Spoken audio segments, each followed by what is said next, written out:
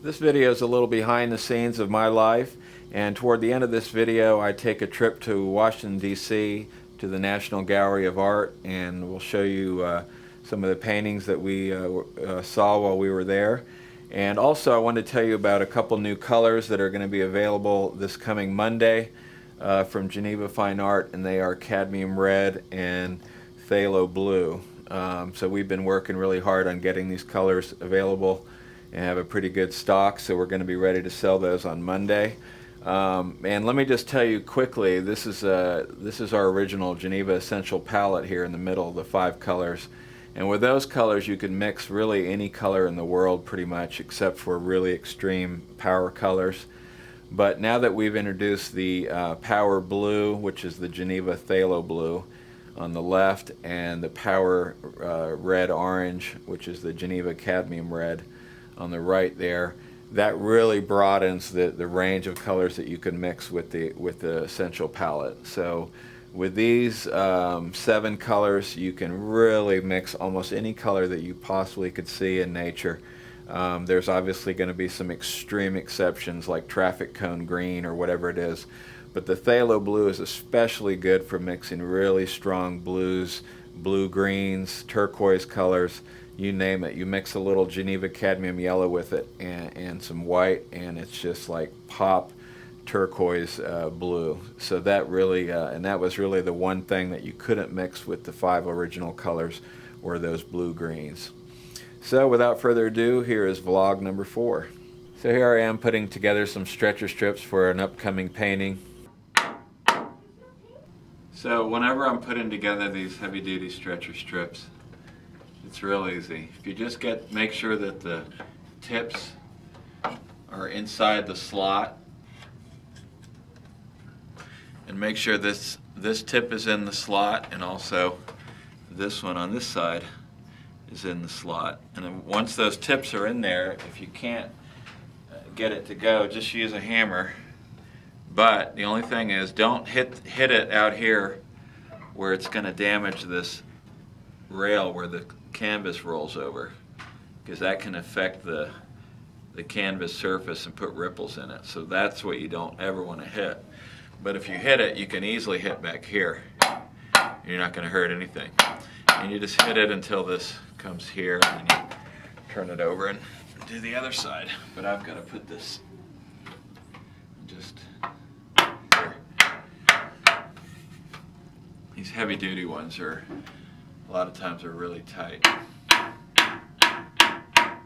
one of the things I always do with leftover student paint or leftover paint that I've used is have Lucy and Geneva come by and use it up, painting just whatever they want, which they always enjoy and take it very seriously.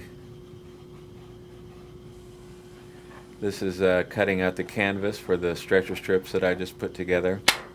I don't believe I've used this canvas yet, but I'm putting some stain on it that's mostly white and burnt umber with a little ultramarine. I've got a video that explains how to stain canvases, which you can go watch. And this is a student, Ryan, who did just fantastic. I just loved everything about his painting. The subject matter, the way he painted it, it's just incredible. And he's painted some really nice paintings since then that he sent to me, and he's really quite an artist. How about any of the little ones you guys paint? Not into it yet? Yes, Well, little artists. you know, they paint little rainbows and stuff. Nothing like this. I think Ella wants to. You guys have the Maybe. genetics. You're gonna have no problem. So here's Emily painting a landscape. This was a canvas that she had, and she just decided to go for it and try to paint a landscape.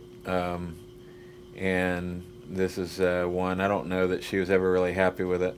And this is me putting the finishing touches on the copy of the painting. This is a painting I did when I was, I think, 29 years old, and I'm doing a copy for a club up in Washington.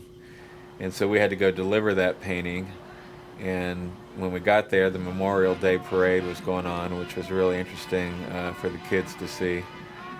A lot of patriotic music and marching bands, high school bands, you name it.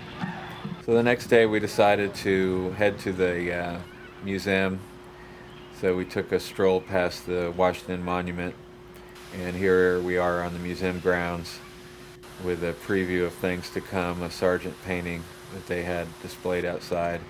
And then in this sculpture garden, it was funny because the girls went over to look at this sculpture of blocks, and it was everything they could do to resist the temptation to climb it.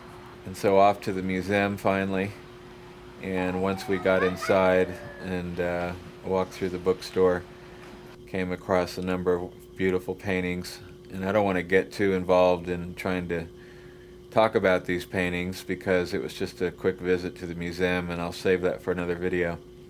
But these were just some that I liked. This one in particular here was one I copied back when I was probably 22 or 23 years old. And I don't remember, maybe I was 24. But it was a copy that I did, actually out of a book, not from a museum. But I still remember it, and it's one of my favorites. These are some more Sargents that were there. And this one in particular I've always loved. It was an early portrait that Sargent did when he was perhaps a lot tighter than he was toward the end of his career, but you can still see how rough he painted things and how he always had a fantastic brushstroke. I mean, just these hands, I mean, there's just nothing about this painting that I don't like.